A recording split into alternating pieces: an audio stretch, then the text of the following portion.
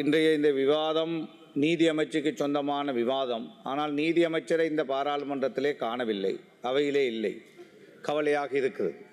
என்றாலும் இந்த சபை இந்த விவாதத்திலே நான் சொல்ல வேண்டிய முக்கியமான விஷயம், என்னுடைய பிரதேசத்திலே மன்னார் முசலியிலே தொழிலுக்காக வந்த வெளிமலையைச் சேர்ந்த 2 இளைஞர்கள், ரியாத் சமீம், முஜாஹித் சஹ்ரான் என்ற 2 இளைஞர்கள் சலூனுக்கு முடிவெட்டச் சென்ற பொழுது அவர்களை சுட்டு ஒருவர் கொலை செய்யப்பட்டிருக்கிறார், ஒருவர் உயிருக்காக போராடி கொண்டிருக்கிறார் ஐசியூலே. 2 பேரும் ஏழைகள். இன்று வைத்தியசாலையில் இருக்கின்ற அந்த மகனை பார்ப்பதற்கு சம்சுதீன், அதாவது ரியாதுக்கு வருவதற்கு பணமில்லாத ஒரு துப்பாக்கி, அந்த மாதிரியான ஒரு கஷ்டமான நிலையில் உள்ள 2 இளைஞர்கள் இந்த கொலையிலே கொல்லப்பட்டிருக்கிறார்கள். இது சம்பந்தமாக ஜனாதிபதியோடு நான் தொலைபேசியிலே தொடர்பு கொண்டு விஷயத்தை சொன்னேன். இப்படியான கொலைகளை நிறுத்துங்கள், இல்லை என்றால் இந்த நாட்டிலே சுற்றுலாத்துறை மாய்ந்துவிடும். எங்களுக்கு ஒரு காலத்திலே, அன்று யுத்த காலத்தில் இருந்த பயம் போல மீண்டும் ஆரம்பிக்கிறது. நாங்களும் சாதாரண சலூன் போன்ற இடங்களிலே பாதுகாப்பில்லாத நிலை வந்திருக்கின்றது. எனவே இதை சம்பந்தமாக அரசாங்கம் அவசரமான நடவடிக்கை எடுத்து அவர்களுக்கு தேவையான வைத்திய வசதியை செய்து அவரை உயிரை காப்பாற்றி தாருங்கள். வைத்தியசாலையில் இருக்கின்றவரை அதேபோல பாதிக்கப்பட்டவர்களுக்கான நஷ்டஈடுகளை வழங்குங்கள். இதற்கு பிறகு இவ்வாறான கொலைகள் நடக்காமல் இருப்பதற்கான ஆக்கப்பூர்வமான நடவடிக்கைகளை முன்னெடுங்கள் என்று உங்களிடத்தில் வேண்டுகோள் விடுக்கின்றோம்.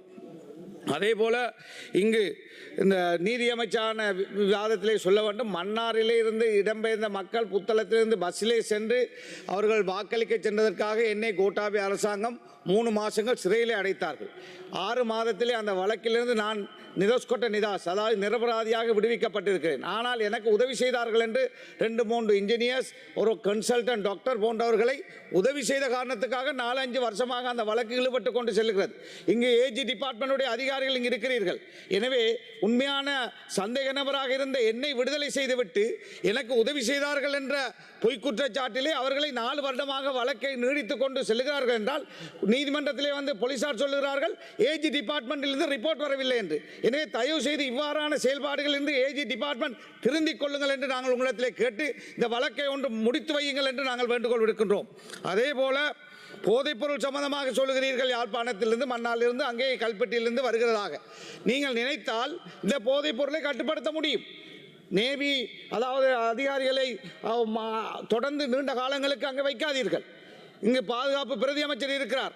நான் அவரிடத்திலே ஒரு முறை சொன்னேன், ஒரு போலீஸ் ஓஎஸ்சி குழுவோடு, அதாவது இந்த கடத்தல்களோடு சம்பந்தப்பட்ட ஒரு வாய்ஸ் ரெக்கார்ட் வந்திருக்கிறது என்று சொன்ன பொழுது டிஃபென்ஸ் டிப்யூட்டி மினிஸ்டர் இங்கே வந்து சொன்னார், நாங்கள் எக்ஷன் எடுக்கிறோம் என்று. எக்ஷன் என்ன எடுத்தீர்கள்? அவர்களை டிரான்ஸ்ஃபர் பண்ணி விட்டிருக்கிறீர்கள், விசாரணை நடக்கவில்லை. அந்த வாய்ஸ் கட்டிலே சொல்லுகிறார்கள் கடத்தல் கமிஷன் எல்லாம் பேசப்படுகிறது. இதுவரை எந்தவித நடவடிக்கையும் எடுக்கப்படவில்லை. அதே போல உங்களுடைய என்பிபி அமைச்சர்கள் போனால் மன்னாரிலே கடத்தல்காரர்கள் சாப்பாடு கொடுக்கிறார்கள், கடத்தல்காரர்கள் அவர்களுக்கு பக்கபலமாக நிற்கிறார்கள்.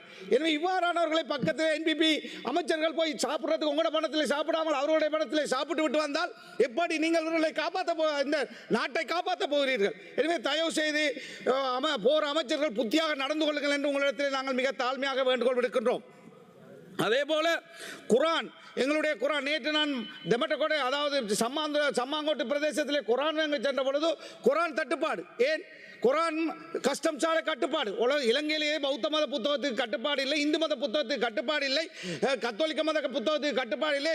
அல்லாஹ்வால் அனுப்பப்பட்ட ஒரே ஒரு குரான் இலங்கை, அதாவது இலங்கையில் மட்டுமல்ல உலக முஸ்லீம்கள், இந்த நாட்டில் 2 பில்லியன் மக்கள் பாதிக்கின்ற குரான் அல்லது குரான், அதாவது குரானுடைய விளக்கத்தோடு வருவதற்கு இங்கு கட்டுப்பாடு கஸ்டம்ஸ் இல்லை. இஸ்லாமிய புத்தகங்களை கொண்டு வர முடியாது டிஃபென்ஸுடைய அனுமதி இல்லாமல். இது நீங்கள் போட்ட உத்தரவல்ல, கோட்டா என்ற கொடிய இந்த நாட்டுக்கு வந்த மிக மோசமான அராஜகன் போட்ட உத்தரவு. அது இன்று வரை தொடர்ந்து கொண்டிருக்கிறது. ஏன் அனுரவுடைய ஆட்சியிலே அது இல்லாமலாக்க முடியாதா?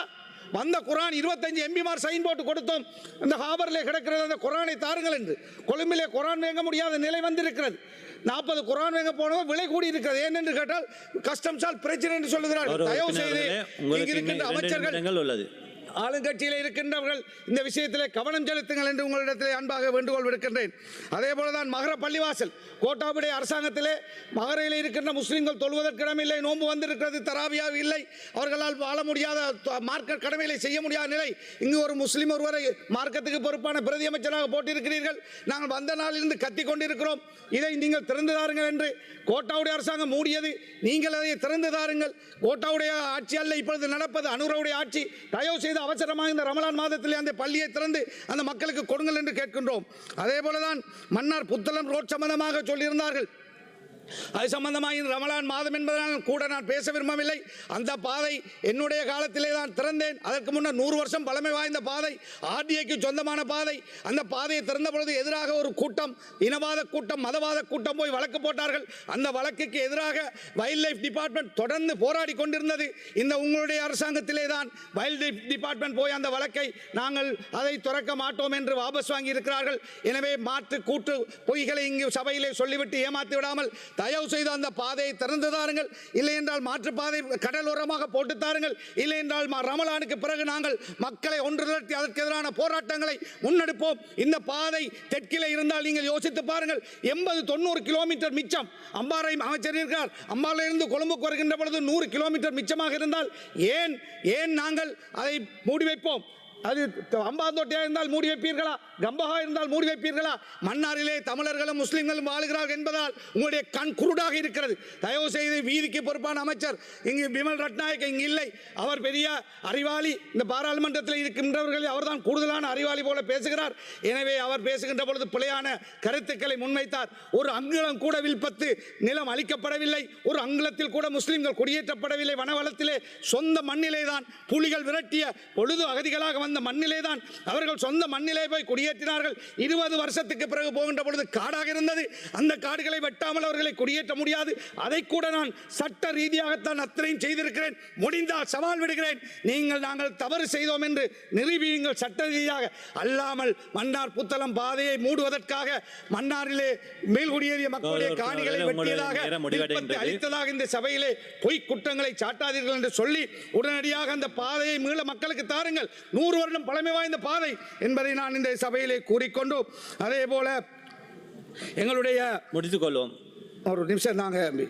அதே போல எங்களுடைய குடு சம்பந்தமாக நீங்கள் எடுக்கின்ற நடவடிக்கைகளுக்கு பாராட்டுக்களை சொல்கிறோம். அதே போல உங்களுடைய இனவாதம் இல்லாத நடவடிக்கைகள் தொடர்கிறது. ஜனாதிபதி அதிலே உறுதியாக இருக்கிறார். ஆனால் உங்களுக்குள்ளே இருக்கின்றவர்கள் அதிலே உறுதியாக இருக்கிறார்களா என்பது எங்களுக்கு கேள்விக்குறியாக இருக்கிறது. ஏனென்றால் யாழ்ப்பாணத்துக்கு பொறுப்பான அமைச்சரிடத்தில் சொன்னேன், சந்திரசேகரன் என்னுடைய நண்பர், முஸ்லிம்கள் அகதிகளாக போனவர்கள் மீள குடியேற போனவர்களுக்கு 8 கோடி ரூபாய் ரணில் ஒதுக்கிய பணம் திரும்பி போனது.